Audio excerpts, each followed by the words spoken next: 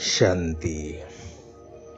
निराकार परमात्मा शिव बाबांकर निराकारी आत्मिक संतान मानंकु हृदयर सहित ईश्वरीय शुभाभिनंदन जणाई आजिर प्रभु चिंतनर आलोचना को मो समस्तंकु स्वागत जनाउछि। गायन रहिछि महारथी मानंकर रथर मध्य महिमा महान।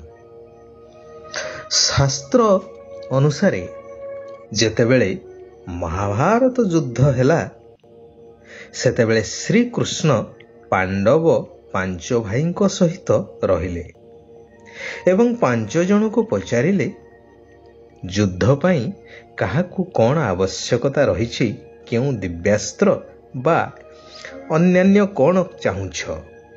सेमानंकर कहिबा अनुसारे श्रीकृष्ण तांकु तथास्तु कही सही वरदान देले, किंतु अर्जुन बुद्धिमानर परिचय देई कहिले, प्रभु आपण मो रथर सारथी हुंतु। श्रीकृष्ण स्मितहास्य देई तथास्तु कहिले। अर्जुनंकर एही दूरदृष्टिता समस्तंक पई श्रेष्ठ शिक्षा। कारण अर्जुन चिंता कले मो सहित प्रभु अछंती, अर्थात सर्व वरदान सर्व शक्ति छाए छाए मते ही प्राप्त हेबो। तेणु से मालिकं को निजर करि नेले। कुहा जाए युद्ध क्षेत्र रे अर्जुन को भगवान ज्ञान प्रदान करथिले। यह मध्य एक विचार्यर विषय वस्तु अटे। महाभारतर युद्ध जार गायन अछि अक्षणिक सैन्य मृताहत होइथिले। भयंकर युद्ध भितरे मरिबा मारिबार लुचकाली खेल पुणी शिक्षा दियागला किपरि? यह कौन गोटे सेकेंडर शिक्षा कि? पुणी शत्रुपक्ष जेतेबेले सामान्यतम सुजोग को हाथ छड़ा करू नथिले सेतेबेले अर्जुन को कौन शिक्षा नहीं युद्ध करने पर्यंत अपेक्षा करुथिले कि? पुनश्च मुख्य कथा हेउछि युद्ध क्षेत्र अर्थात उत्तेजना अस्थिरतार समय। सेथिरे शिक्षा को उचित रूप से धारण करने संभव कि?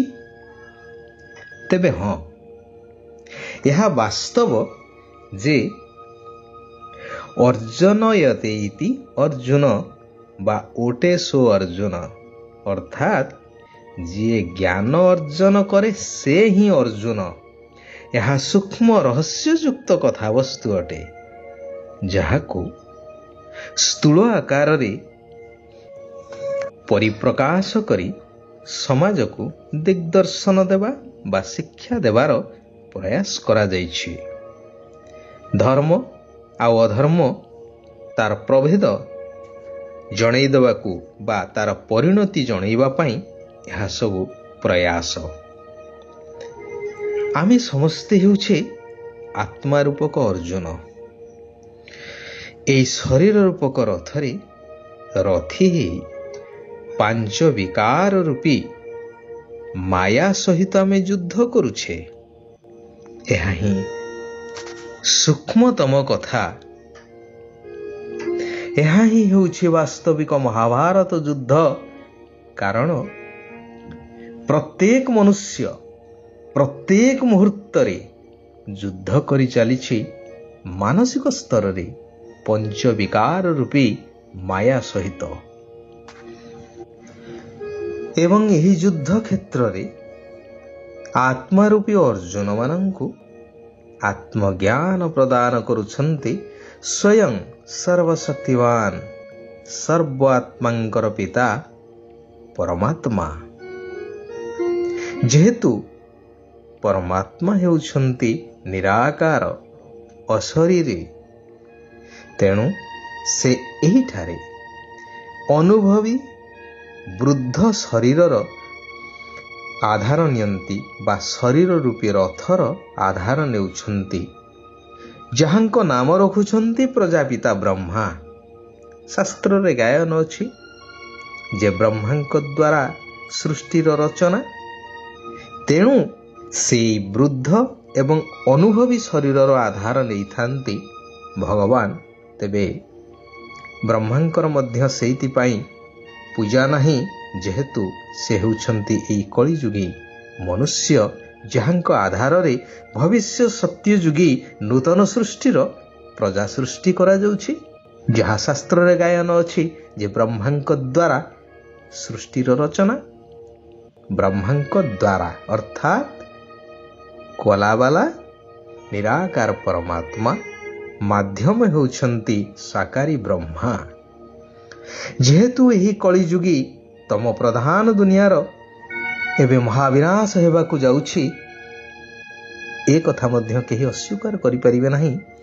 ଆପଣ ଶାସ୍ତ୍ର ମତ ଅନୁସାରେ ଯାଆନ୍ତୁ ବା ବୈଜ୍ଞାନିକ ଦୃଷ୍ଟିକୋଣରୁ ଦେଖନ୍ତୁ ବା ସାମାଜିକ ବିଧି ବ୍ୟବସ୍ଥା ଦୃଷ୍ଟିକୋଣରୁ ଦେଖନ୍ତୁ, ଏହା ନିଶ୍ଚୟ ସମସ୍ତଙ୍କୁ ଅନୁଭବ ହିଁ ହେବ। ତେଣୁ ଏହି ସମୟରେ ଶିବ ବାବା କହୁଛନ୍ତି, ମଧୁର ସନ୍ତାନଗଣ, ତୁମ ଆତ୍ମାମାନଙ୍କର ନିଜ ନିଜର ରଥ ଅର୍ଥାତ୍ ଶରୀର ଅଛି। ମୁଁ ହେଉଛି ନିରାକାର, ମୋର ମଧ୍ୟ କଳ୍ପରେ ଥରେ ମାତ୍ର ଶରୀର ବା ରଥ ଦରକାର। ଏହି କଳିଯୁଗର ଅନ୍ତ, ସତ୍ୟର ଆରମ୍ଭ, ମଧ୍ୟବର୍ତ୍ତୀ ଏହି କଲ୍ୟାଣକାରୀ ପୁରୁଷୋତ୍ତମ ସଙ୍ଗମ ଯୁଗରେ। ତେଣୁ ମୁଁ ବ୍ରହ୍ମାଙ୍କର ଏହି ଅନୁଭବୀ ବୃଦ୍ଧ ରଥର ଆଧାର ନେଉଛି। ଯେହେତୁ ଏବେ ସମସ୍ତଙ୍କ ଏହି ଶରୀରକୁ ଛାଡ଼ି ଫେରିବାକୁ ହେବ ନିଜ ଆତ୍ମିକ ଘରକୁ, ସମସ୍ତଙ୍କୁ ଏହି ଶରୀରକୁ ଛାଡ଼ିବାକୁ ପଡ଼ିବ। ତେଣୁ ତୁମକୁ ଏହି ଶରୀରକୁ ଭୁଲି ନିଜକୁ ଆତ୍ମା ଭାବିବାକୁ ହିଁ ହେବ। ତୁମେ ନିଶ୍ଚୟର ସହ କହୁଛ କି ବାବା, ମୁଁ ଆପଣଙ୍କର ହେଇଗଲି, କି ହେ ପ୍ରଭୁ, ମୁଁ ଆପଣଙ୍କ ଉପରେ ସମ୍ପୂର୍ଣ୍ଣ ସମର୍ପଣ ହେଇଗଲି। ଭଗବାନଙ୍କର ବା ବାବାଙ୍କର ହେବା ଅର୍ଥ ଶରୀରର ସ୍ମୃତି ଭୁଲିବା। ଯେହେତୁ ଭଗବାନଙ୍କର ନିଜସ୍ୱ ଶରୀର ନାହିଁ, ସେ ମଧ୍ୟ ନିରାକାର ଜ୍ୟୋତି ସ୍ୱରୂପ।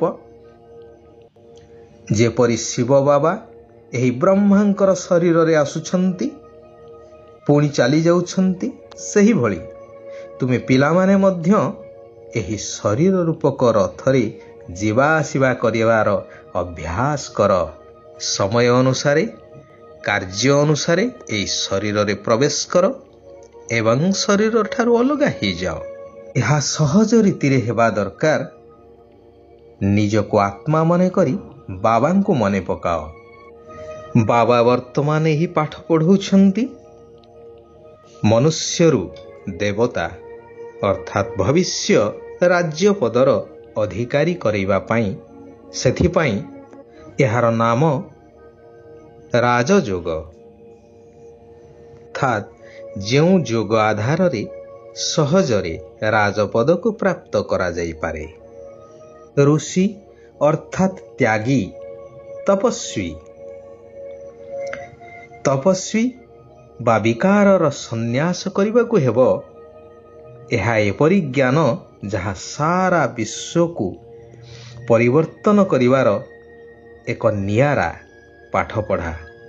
ଯେଉଁ ପାଠପଢ଼ା ହେଉଛି ଗୋଟିଏ ଏବଂ ଆବାଳ ବୃଦ୍ଧ ବନିତା ସମସ୍ତେ ଏକାଠି ପଢ଼ୁଛନ୍ତି ଏହି ପାଠ। ସେଥିପାଇଁ ମନୋରଞ୍ଜନ ରୀତିରେ ଏହାକୁ ପଢ଼ିବାର ଅଛି, ସଂଶୟରେ ଆସିବାର ନାହିଁ। ଭଗବାନ ବରଦାନ ଦେଉଛନ୍ତି, ଭିନ୍ନ ଭିନ୍ନ ଅନୁଭୂତି ଦ୍ୱାରା ସର୍ବଦା ଉମଙ୍ଗ ଉତ୍ସାହରେ ଭରପୁର ରହୁଥିବା ବିଘ୍ନଜିତ ହୁଅ। ସେଥିପାଇଁ ଅମୃତ ବେଳାରେ ସାରା ଦିନ ପାଇଁ ଭିନ୍ନ ଭିନ୍ନ ଉମଙ୍ଗ ଉତ୍ସାହର ପଏଣ୍ଟ ଗୁଡ଼ିକ ବୁଦ୍ଧିରେ ଜାଗ୍ରତ ରଖ। ଏହାଦ୍ୱାରା ସମସ୍ତ ବିଘ୍ନ ସହଜରେ ସମାପ୍ତ ହୋଇଯିବ। ନିଜର ଅବସ୍ଥାକୁ ଏଭଳି ଶାନ୍ତଚିତ୍ତ କରିଦିଅ, ଯାହାକି କ୍ରୋଧ ରୂପୀ ଭୂତ ଦୂରରୁ ହିଁ ପଳାଇଯିବ। ଆଚ୍ଛା, ଆଜି ପାଇଁ ଏଇଠାରେ ଆମେମାନେ ବିରାମ ନେବା। ଓମ୍ ଶାନ୍ତି, ଓମ୍ ଶାନ୍ତି, ଓମ୍ ଶାନ୍ତି।